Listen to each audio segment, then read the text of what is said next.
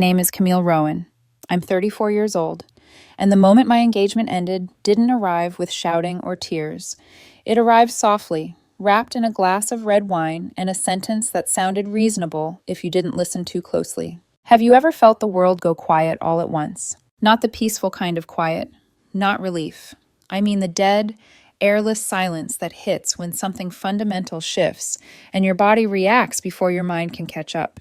That was the silence that settled between us in our favorite restaurant, the one with the linen tablecloths and the low lighting, the one I'd chosen because I was supposed to finalize the wedding caterer that night.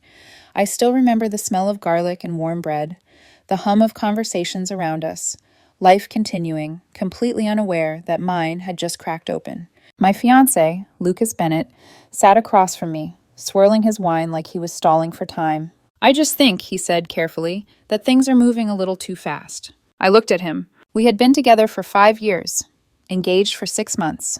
Our wedding was scheduled in 3 months. We lived in a house I owned. My name was on the deed. My name was on the utilities.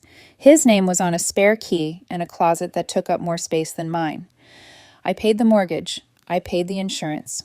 I paid for the life we shared because I believed partnership meant building something together, even if I happened to be the one with more bricks at the moment. Too fast, I repeated, mostly to hear how absurd it sounded out loud. Lucas didn't meet my eyes. He tilted his head like he was choosing his words with care. I'm just not sure I'm ready to commit the way we're headed. The sentence hovered there, unfinished but heavy. Across the table, 2 of his friends, Mark and Jason, shifted uncomfortably. They'd been invited to help with planning logistics, to talk seating charts and hotel blocks. Now they sat frozen, witnesses to something that wasn't meant to be a performance. So, I said slowly, feeling strangely detached from my own voice. You're calling off the wedding? No, of course not, Lucas said quickly. He reached across the table and put his hand over mine. The touch startled me. It felt unfamiliar, like something borrowed.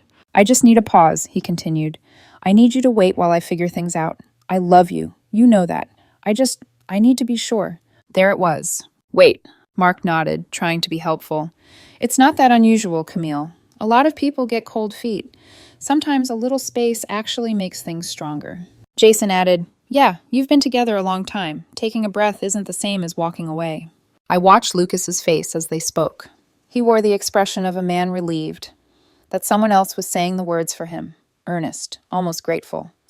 But his eyes weren't on me. They drifted past my shoulder, toward the window, toward the street, toward a version of his life where everything stayed exactly the same, but he felt less pressure to choose. In that moment, something clicked into place with unsettling clarity. He wasn't asking for space, he was asking for insurance. He wanted the status, the safety of being someone's fiancé without having to act like one, the comfort of knowing I'd still be there, steady, established, available, while he kept his options open. He wanted me paused, preserved, waiting on a shelf until he decided whether something better came along. I withdrew my hand gently, folded it into my lap, and smiled. It surprised all of us. Of course, I said, I understand. Lucas's face flooded with relief so quickly it almost hurt to watch. Thank you, he said, squeezing my arm. I knew you'd get it. You're incredible, really. Mark and Jason relaxed. Crisis averted. The reasonable woman had been appeased. The rest of the dinner unfolded like a parody. They started talking about a trip, some impromptu weekend getaway Lucas was considering with friends. Not a bachelor party, not a honeymoon alternative, just time away. Time to think. I nodded. I smiled. I paid for the wine and the appetizers and the dessert. No one really wanted, but ordered anyway because the night had to end somehow. Inside, I felt nothing. No rage, no panic, no heartbreak. Just a calm, cold understanding settling into my bones. When I dropped them off later that night, Lucas kissed my cheek and told me he loved me. He said it like it was a reassurance he needed to hear himself say. I drove home alone. The house was quiet when I walked in. Our house. My house. The one I had worked years to afford. The one I had imagined filling with wedding photos and shared routines and the unremarkable intimacy of married life. I set my keys on the counter and stood there for a long time, listening to the refrigerator hum. Something had changed, but not the way Lucas thought it had. This wasn't the beginning of a negotiation. It was the end of my participation. He wanted me to wait. And in that silence, with the clarity that only comes when illusion finally drops away, I made a decision that didn't feel emotional at all. It felt logical, clean, final. I went to bed that night without confronting him, without asking questions, without demanding explanations, because I already had my answer, and it wasn't going to be spoken out loud. Not yet. I didn't sleep that night. Not because I was crying, not because my heart was racing, but because something in me had switched modes. I lay on my side in the dark, staring at the faint outline of the ceiling fan, listening to the rhythm of Lucas's breathing beside me, slow, even, unbothered, the breathing of a man who believed the hard part of the conversation was over. He thought he'd done something brave. He thought honesty had earned him time. What he didn't understand was that the moment he asked me to wait, the relationship stopped being emotional for me and became logistical. Waiting is passive. Waiting is suspended agency. Waiting is what you ask of someone when you want to keep access without offering certainty. And I had never built my life by waiting. Around 3 in the morning, I got up quietly and walked into my home office. I didn't turn on the overhead light, just the desk lamp, low and contained. The room smelled faintly like coffee grounds and printer ink. Familiar. Safe. Mine. This was the room where I had spent the last 2 years of my life building something Lucas had never fully understood. I'm a software developer by training, not the flashy, hoodie, and hackathon stereotype, the kind who likes clean architecture, long-term scalability, and solving boring problems so well they stop being problems at all. 2 years ago, I'd started working on a personal project after hours, an enterprise optimization tool designed for a niche market most people didn't even know existed. It wasn't glamorous, it was useful. 3 weeks earlier, that project had been acquired by a major tech firm. Life-changing money. Lucas knew about the deal. He congratulated me, toasted me, kissed my forehead, and joked about early retirement and beach houses. What he hadn't known, what I only understood now, was that the timing of his uncertainty wasn't coincidence. His pause came after the wire cleared. I sat down at my desk and opened my laptop. Not to distract myself, to take inventory. I pulled up our shared financial dashboard first.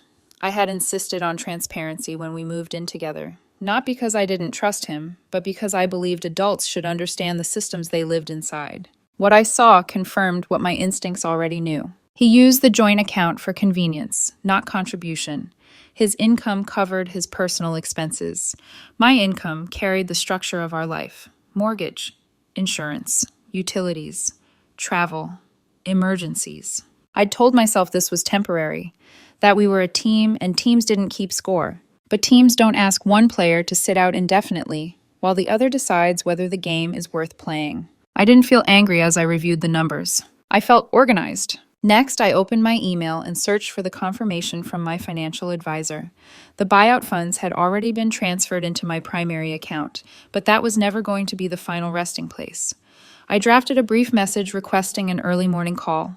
Then I opened a blank document and began listing assets: house, car, accounts, digital properties, intellectual property, everything that existed because I had built it. Lucas wasn't malicious. That was the most dangerous part. He wasn't cruel enough to justify a dramatic confrontation. He was simply comfortable enough to assume I'd always be there, paused, preserved, available. That assumption was the real betrayal. At some point, the sky outside began to lighten, dawn creeping in like an unwelcome witness. I heard Lucas stir behind me, heard the bed shift. I closed my laptop before he could see the screen. When he came into the kitchen later, he looked relaxed, almost cheerful.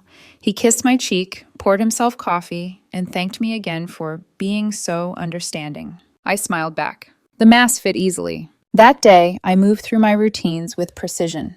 I answered emails, took calls, went for a run, ate lunch, nodded at the right moments, listened when Lucas talked about how relieved he felt now that the pressure was off. Pressure. I wondered when accountability had become pressure. That evening, while he was out meeting friends, I made my first call. My financial advisor didn't ask many questions. He didn't need to. He'd worked with enough people in transition to recognize the tone. I want the funds moved, I said, into trusts, multiple layers, offshore where appropriate. I want everything untouchable. There was a pause on the line, then, understood. Next, I reviewed our digital footprint. Social media wasn't just connection anymore, it was access, visibility, a way to be reached when silence was inconvenient. I wasn't interested in being reachable. I didn't deactivate my accounts. That would imply return. I deleted them. Instagram, Facebook, LinkedIn. Years of curated moments vanished in minutes. No dramatic posts, no announcements, no explanations. Just absence. Before bed, I backed up my contacts, wiped my phone, and ordered a new one with a new number. I told myself I'd inform people who needed to know later. For now, I needed quiet. Lucas came home that night buoyant, energized. He talked about plans, about ideas, about how this break already felt healthy. I listened. I nodded. I went to bed beside him again. But the calculations continued. Over the next few days, I moved carefully, efficiently, like someone dismantling a structure piece by piece so it wouldn't collapse loudly. I canceled his access to the joint account, terminated the supplementary card tied to my credit line, contacted my lawyer, and requested paperwork to remove his name from anything that could be construed as shared. The car would be next. I packed nothing yet. That required timing. What I did pack, mentally, was resolve. I wasn't disappearing because I wanted revenge. I wasn't trying to punish him. I was reclaiming control over my own timeline. Lucas thought waiting was neutral. He didn't understand that asking someone to wait is asking them to stop moving while you explore alternatives. I had no intention of stopping. By the time he realized the pause wasn't mutual, it would be too late to renegotiate. Because I wasn't planning a conversation. I was planning an exit. And when I finally left, there would be no argument to revisit, no version of the story where he could say he didn't know what he'd asked for. He told me to wait. And I intended to honor that request in the most literal way possible, from somewhere he couldn't reach. The strange thing about making a clean exit is how ordinary the days around it feel. There was no countdown, no dramatic moment where the music swelled and the decision announced itself. Life just continued. Lucas went to work. He texted me updates about his day, about how lighter he felt now that we weren't rushing anything. He talked about plans he was considering, weekends away, ideas he wanted to explore now that he had mental space. I responded when it was appropriate. Short messages, neutral tone, nothing that hinted at urgency or distance. I didn't want him suspicious. Suspicion creates confrontation. Confrontation invites negotiation. And I wasn't negotiating. Instead, I focused on execution. The morning after my call with my financial advisor, I signed documents digitally while drinking coffee at the kitchen counter. Trust structures, asset separation, layers that would take weeks, months to unwind if anyone ever tried. Everything was routed through entities Lucas had no access to and no standing in. By the time he realized what had happened, there would be nothing left to argue about. Next came the accounts. I logged into the bank portal I'd set up years earlier, the one Lucas barely glanced at because numbers made him uncomfortable unless they were abstract. I terminated the joint account with 2 clicks. The system warned me that the secondary user would lose access immediately. Good. I canceled the supplementary credit card tied to my line, the one he used for dinners, trips, emergencies, that always seemed to involve convenience rather than necessity. No anger, no speeches, just confirmation screens. Then I called my lawyer. We didn't talk about Lucas much. We didn't need to. I asked for paperwork, clean, unemotional language that clarified ownership. The house, the vehicle registered under my name, anything that could later be framed as shared expectation. You're being careful, she noted. I'm being precise, I replied. Precision leaves less room for interpretation. I didn't pack right away. Packing implies departure. Departure invites questions. Instead, I started sorting, quietly, mentally. What mattered? What didn't?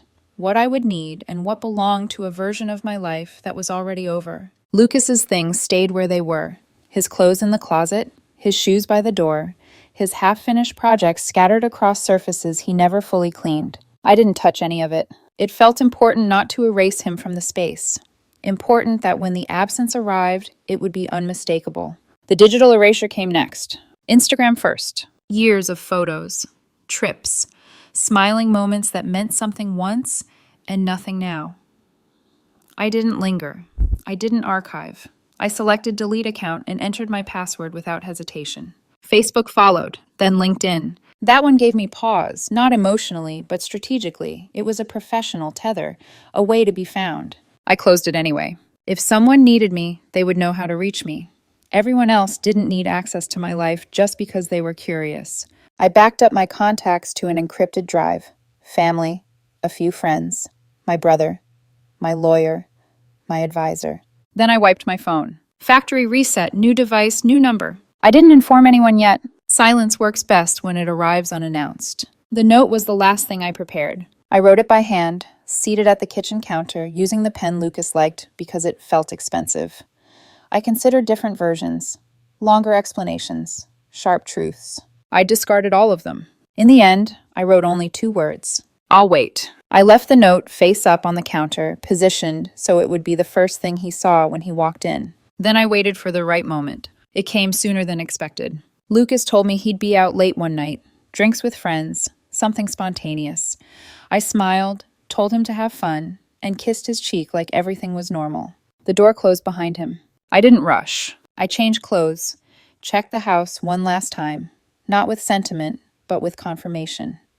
My documents were already secured, my devices packed carefully into a single suitcase. No clothes beyond what I needed for the next few days. This wasn't a vacation. This was a relocation. I locked the door behind me and sat in my car for a moment, hands resting lightly on the steering wheel. The street looked the same, quiet, familiar. Nothing marked this as an ending. That anonymity felt appropriate. At the airport, I didn't book ahead. I walked to the counter, scanned the departure board, and chose distance over comfort. A one-way, first-class ticket to a country far enough away that jet lag would do some of the work for me. When the boarding pass printed, I felt it then. Not relief, not fear. Finality. By the time Lucas returned home that night, the house would still look exactly the same. His shoes by the door, his clothes in the closet, his assumptions intact. The only difference would be the space where I used to be. And the note on the counter. By the time he woke up the next morning, ready to start his new life of consequence-free freedom, I would already be airborne. Unreachable, untraceable. Not gone in anger. Gone by design. I wouldn't have known how quickly everything unraveled if it weren't for my brother. Ethan was the only person who knew where I was. Not the address, not the details. Just the country and the understanding that if anyone came looking, he was to say nothing. We spoke once a week, short calls, no commentary unless I asked. The first update came 3 days after I landed. According to Ethan, the first week was exactly what Lucas had imagined when he asked for space. He told people I was being supportive, mature, that I'd agreed to give him time to clear his head. He framed it like a mutual decision, 2 adults choosing not to rush. He went out a lot. Dinners, drinks, nights that blurred into mornings. He ran tabs without checking balances, ordered rounds without glancing at prices. Freedom felt expensive, but he assumed someone else was still paying for it. The first sign of trouble came on Friday. Lucas was at a clothing store downtown, picking out something new for a night out. He handed over the card, my card, the supplementary one tied to my account, without thinking. It declined. He laughed it off. Tried again. Declined. He pulled out another card. Same result. Confused now, irritated, he stepped aside and called the credit card company. He expected a fraud alert, a glitch, anything temporary. Instead, the representative calmly informed him that the supplementary card had been canceled by the primary account holder. Canceled, not frozen, not paused. Terminated. Ethan told me Lucas called him minutes later, voice tight with panic masked as annoyance. "Do you know what's going on?" he asked. "My card stopped working." Ethan played dumb. "I don't know, man," he said. "Maybe you should talk to Camille." "I'm trying," Lucas snapped. "She's not answering." Because there was nothing to answer. That entire weekend, Lucas tried to reach me. Texts went undelivered. Calls routed straight to a disconnected message. By Sunday night, irritation had curdled into something sharper. Fear. He checked my social media. That was when the real panic set in. No Instagram, no Facebook, no LinkedIn. Not deactivated. Gone. It was as if I'd never existed online at all. The following week, Lucas began his campaign. At first, the messages to mutual friends were casual, light, almost joking. "Hey, have you heard from Camille? She's being a little weird and not answering her phone." No one had. By midweek, the tone shifted. "I'm starting to get worried. She wouldn't just disappear like this." By the end of the week, the word missing entered the conversation. He told people he was concerned something had happened to me, that I'd been stressed, overworked, emotional. He painted himself as the patient fiancé left in the dark, trying to hold things together. Some people believed him. Others didn't. His parents called mine. Then they called the police. An officer showed up at the house. They noted the obvious facts quickly. My car was gone. A suitcase was missing. My work equipment was nowhere to be found. There were no signs of forced entry, no evidence of a struggle. I had left voluntarily. The police told Lucas there was nothing they could do. The real turning point came the night he went back to the house. He still had a key. He walked in expecting, according to Ethan, to find something dramatic. Darkness. Disarray. Evidence that I had broken down and fled impulsively.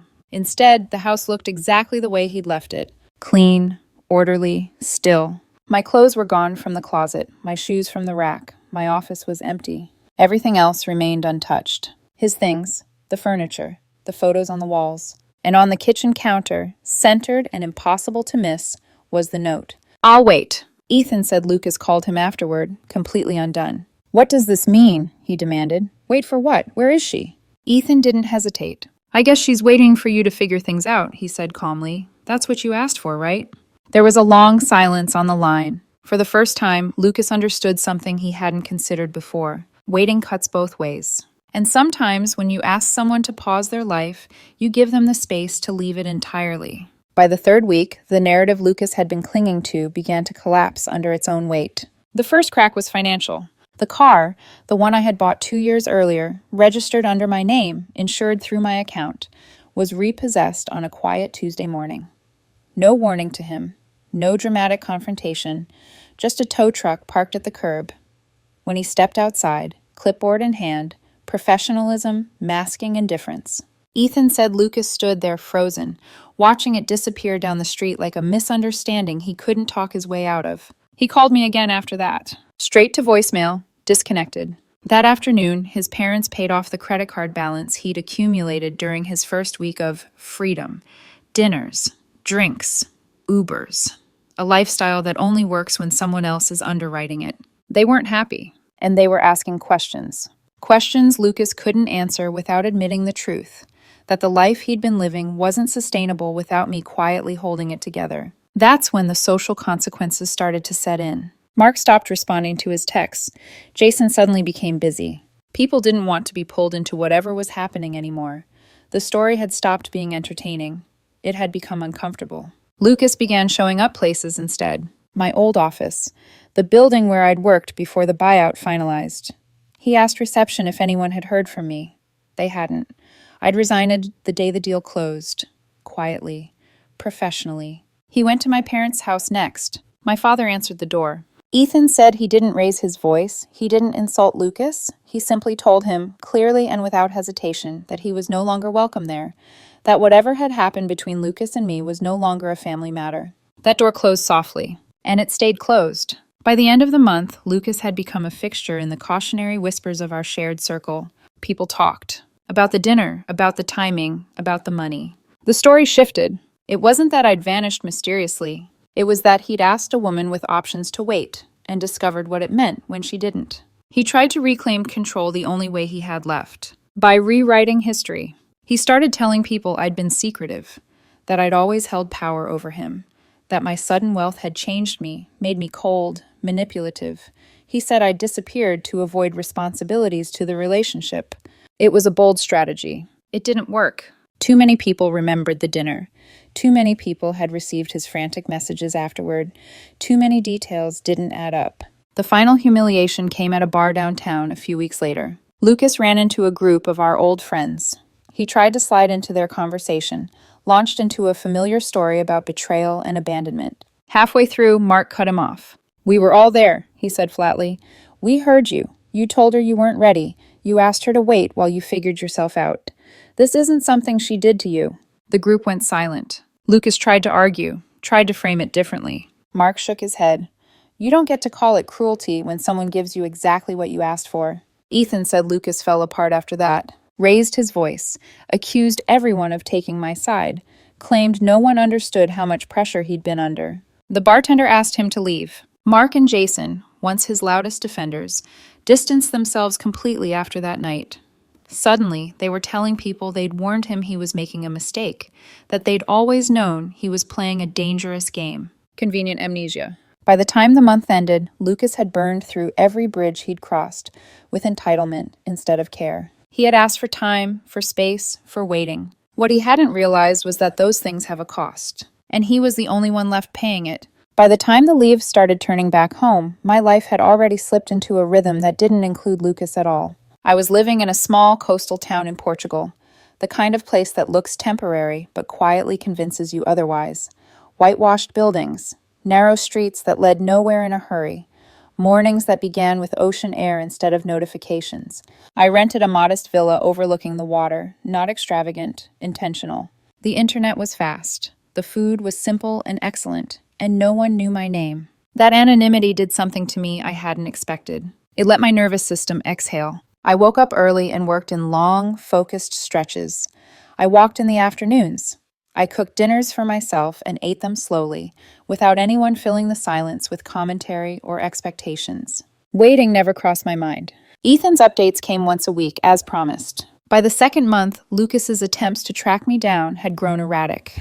He showed up at places he thought I might resurface, coffee shops we used to like, professional meetups, even the gym I'd canceled my membership at weeks before leaving. Each time he was met with the same answer. No one had heard from me. No one knew where I was. The story he told himself was starting to splinter. He'd lost the narrative, lost the audience, lost the leverage. That was when he tried to reinvent himself. According to Ethan, he moved out of his parents' house and into a cramped apartment with Mark. It lasted less than 2 months. The arrangement ended in a loud argument over rent money Lucas couldn't cover without help. Mark asked questions Lucas didn't like answering.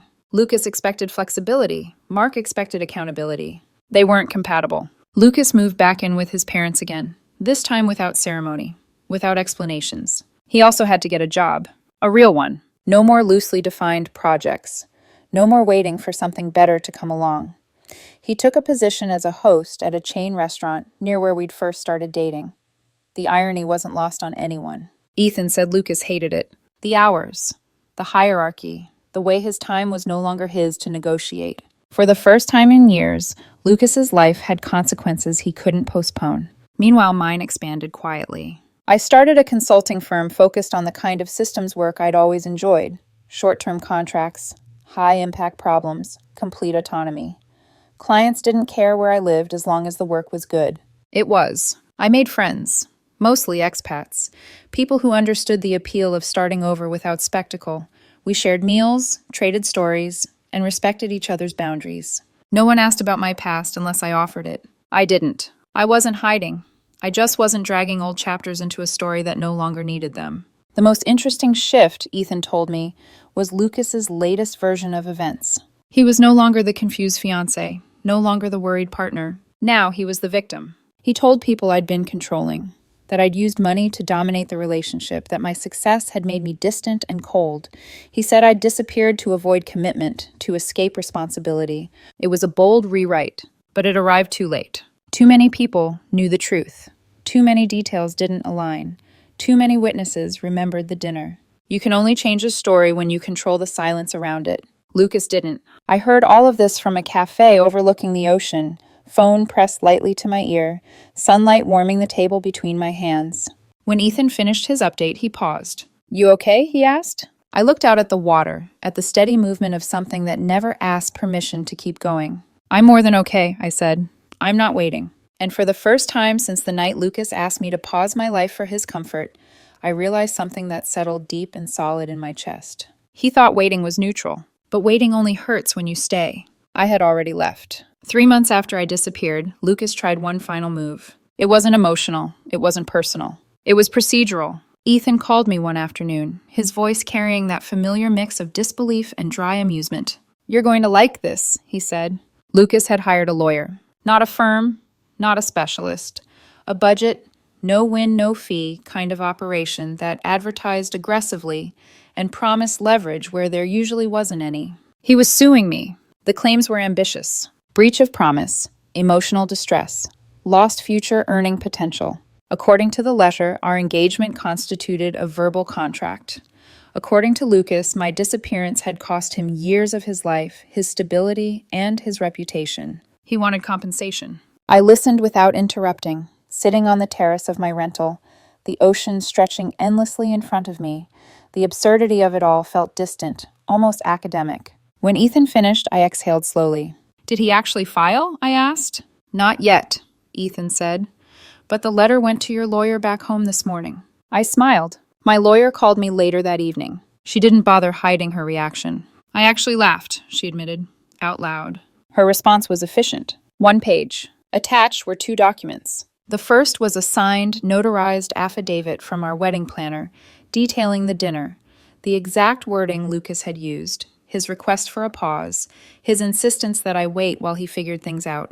The second was a copy of the restaurant receipt, $400, dinner for 4, celebratory drinks ordered after the conversation ended, proof that I hadn't stormed out, proof that I'd agreed, proof that I'd stayed.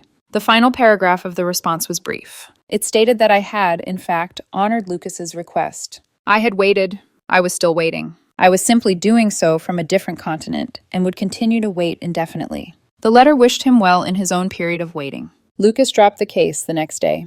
Apparently, his lawyer explained the odds to him in terms even optimism couldn't survive. Ethan told me Lucas didn't take it well. He told people the system was rigged, that money had protected me, that fairness only applied to people who could afford it. But even his complaints had lost their audience. There was nothing left to escalate. No confrontation to stage, no apology to extract, no victory to reclaim. Control only works when the other person stays in the room. I hadn't. That night, I walked along the shoreline as the sun dipped low, the sky turning the kind of gold that doesn't ask to be photographed. Lucas thought my disappearance was punishment. It wasn't. It was consequence. And consequences don't negotiate. A year has a way of sanding down the sharp edges of memory. By the time 12 months had passed, the story of my disappearance no longer belonged to Lucas or even to me. It had taken on a life of its own, passed between people who hadn't been there, shaped by repetition rather than truth. I heard about it when I went home for Christmas. It was the first time I'd returned since I left. I stayed for 2 weeks, splitting my time between family dinners and long walks through neighborhoods that felt both familiar and strangely irrelevant, like visiting a city you once lived in and realizing it had continued without you. I didn't see Lucas. That was intentional. I avoided the places I knew he still orbited, the bars he favored, the restaurants where the staff remembered him. I didn't want a confrontation, accidental or otherwise. Not because I was afraid of one, because I didn't need it. But I heard about him. Everyone had a version. Some said he still talked about me, like I'd vanished mid-sentence, leaving a hole he couldn't explain. Others said he'd grown bitter, obsessed with fairness and loyalty and how things should have gone. A few described him as tired, worn down by a life that no longer bent around his indecision. What was consistent was this: no one blamed me anymore. The dinner had become a fixed point in the narrative. Too many people remembered it clearly. The request, the pause, the word wait spoken out loud and without apology. Someone had started calling it a cautionary tale, the man who asked a woman to wait and discovered what happens when she doesn't. Lucas hated that phrasing. He tried to correct people when they used it, tried to insert nuance, tried to reclaim complexity. It never stuck. Stories only change when the teller still has credibility. By the end of my visit, I realized something quietly profound. I had returned to a place where my absence had once been the loudest thing in the room and found that it no longer echoed. Whatever Lucas was waiting for now, it wasn't me. And whatever I'd left behind had already rearranged itself without asking for permission. When I boarded my flight back, I didn't feel like I was leaving again. I felt like I was continuing. By the time a year had passed, the story stopped evolving. It didn't escalate. It didn't implode. It simply settled. Ethan told me there were no more scenes. No dramatic moments people whispered about afterward. No confrontations that demanded sides. Just quiet subtraction. Lucas was still there, technically. Still living in the same city. Still orbiting the same places he always had. Still attempting, from time to time, to reinsert himself into conversations that used to include him automatically. But something fundamental had shifted. People stopped engaging. Messages went unanswered, not abruptly, not pointedly, just indefinitely. Group plans happened without his name being mentioned. Invitations thinned out, then disappeared entirely. It wasn't retaliation. It was recalibration. The version of events Lucas tried to keep alive, the one where he was misunderstood, pressured, unfairly abandoned, no longer gained traction. Not because people argued with it, because they didn't feel compelled to. The dinner had become a fixed reference point. Not gossip, not rumor. Context. The pause. The request. The word wait spoken clearly, without ambiguity. No one needed the details repeated anymore. They were already absorbed into the shared understanding of how things had unfolded. Lucas noticed the distance. He always did. What he never seemed to grasp was that distance doesn't announce itself when it's permanent. It doesn't arrive with explanations. It doesn't offer closure conversations. It simply becomes the new baseline. For a while, he tried to bridge it. Casual messages, familiar language, invitations framed like habits that could be restarted with enough persistence. They didn't land, because continuity only exists when both people agree it still does. By the time Ethan relayed all of this to me, it felt strangely abstract, like hearing about a town I used to live in after it had already replaced every street sign. The story had outgrown its participants. It had condensed into something simpler, passed along not as scandal, but as shorthand. The man who asked a woman to wait, the woman who didn't stop moving. I wasn't part of the conversation anymore, and I understood finally that this was the cleanest ending possible. Not vindication, not revenge,